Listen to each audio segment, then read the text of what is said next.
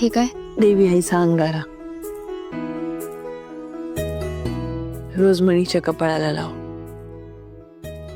नोकरी मिळण्यासाठी ना 2 गोष्टी खूप महत्वाच्या असतात, तुमची कुवत आणि नशिबाची साथ.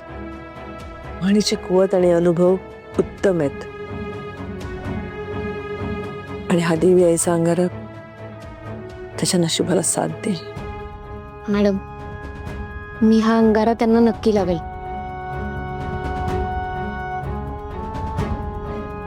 स्वानंदी, तुम्ही या इथे कसे राहता ग?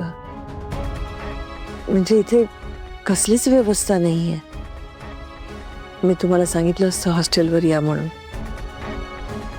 पण म्हणी तू इतका रागावलाय माझ्यावर की तो हॉस्टेल यायला कधीच तयार होणार नाही.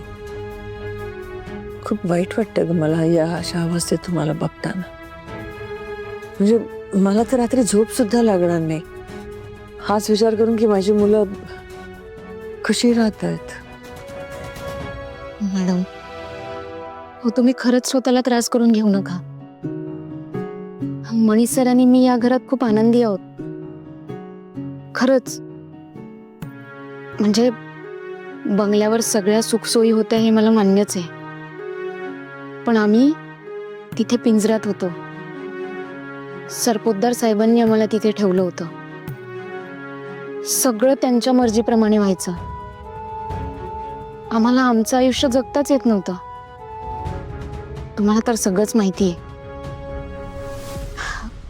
मला मान्य आहे या घरात काहीच सोय नाहीये, पण मी आणि मणी सर आम्ही इथे एकत्र आहोत.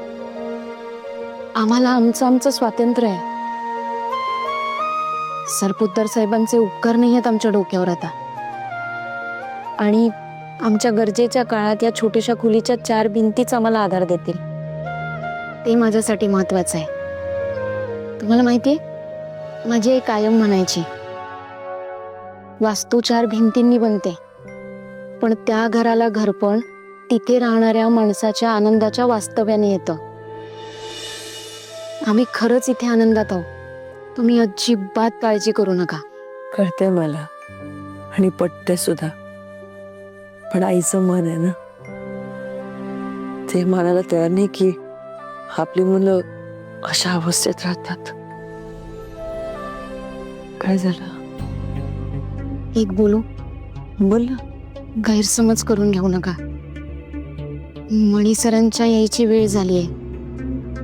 त्यांनी तुम्हाला इथे बघितलं तर परत. बोलण्याच्या नादात मला लक्षातच नाही आलं, भानच नाही राहिलं. आणि त्याने मला इथे पाहिलं तर पुन्हा चिडेल आणि नाही, नको ते सगळं. हे घे. हे काय? सध्या तुम्हाला पैशांची गरज आहे म्हणून माझ्याकडनं. तुमची गाडी रुळावर येईपर्यंत नंतर मला परत दे. व्याजा सकट, ठीक आहे? आता हे ठेव. नाही मॅडम, अहो याची काहीच गरज नाहीये. गरज नाही कशी? तुला नाहीये, मला गरज आहे. मला माझ्या मुलांना नीट राहताना बघायचं आहे. ठेव तुझ्याकडे. हो पण अरे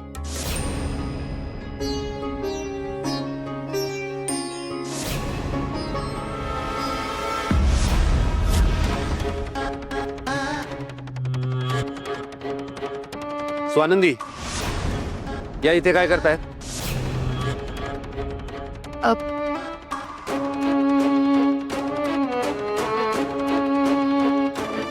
आणि यांना इथला ऍड्रेस कोणी दिला?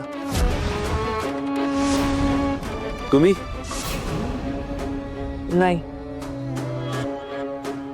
स्वानंदीने मला पत्ता नाही दिला, मी शोधून काढला. आईला मुलांची काळजी असते. तू स्वानंदीवर ओरडू नकोस, तिचा काही दोष नाही. स्वानंदी, त्यांना सांगा त्यांची कसल्याच प्रकारची काळजी नकोय आणि कुठल्या प्रकारचा उपकारही नको. ते पैसे परत करा, पैसे परत करा आणि जायला सांगा त्यांना. इथून पुढे स्वानंदी तुम्ही जर यांच्याशी संपर्क ठेवण्याचा प्रयत्न केला तर मला आपल्या नात्याबद्दल पण विचार करावा लागेल.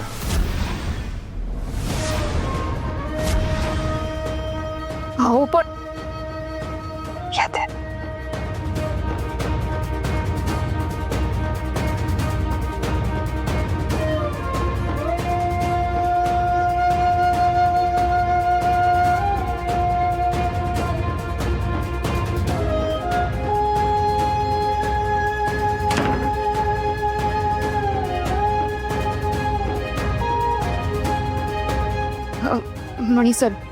मणी सर सॉरी, खरंच सॉरी. वॉर्डन मॅडम इथे आल्यात म्हणून तुम्हाला राग आलाय माहिती आहे मला, पण अहो त्या स्वतः आल्यात, मी नव्हतं बोलवलं त्यांना. खरंच सॉरी, पण तुम्ही माझ्यावर चिडू नका, प्लीज चिडू नका. नाही चुके, मी तुमच्यावर नाही चिडला. मणी सर, इंटरव्ह्यू कसा गेला? नोकरी लागली ना तुम्हाला? नाही, पण छान गेला इंटरव्ह्यू.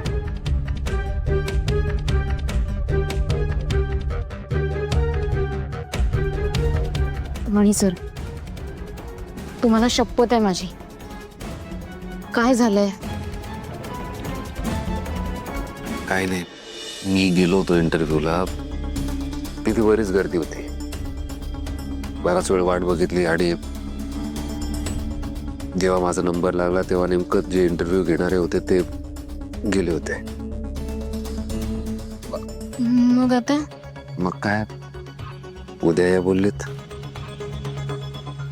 बघू काय होतंय ते. मी आलोच फ्रेश होऊन.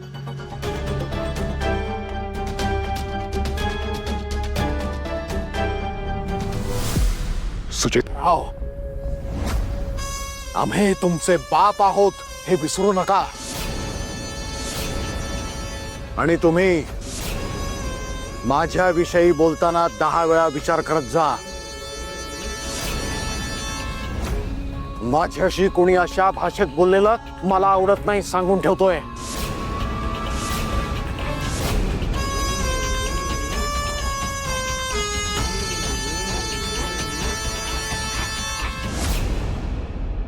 बघितलं सुजित,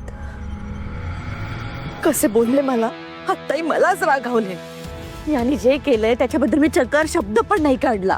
मला लग्नाआधी माहित असतं ना यांचे असले धंदे, मी लग्नच केलं नसतं. असले रे मी वजले.